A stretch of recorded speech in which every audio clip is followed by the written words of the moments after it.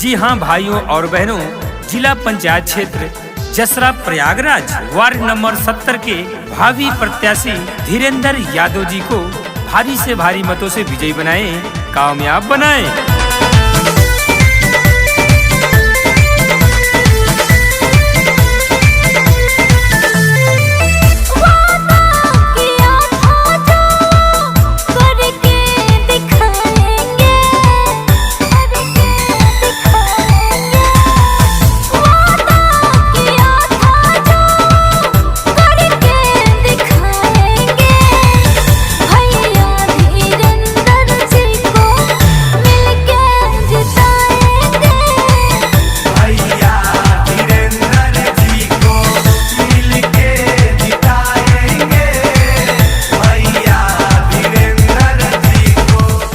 जी हाँ, आप सभी से विनती है कि अपना बहुमूल्य वोट देकर धीरेंद्र यादव जी को भारी से भारी मतों से विजयी बनाए, कामयाब बनाए।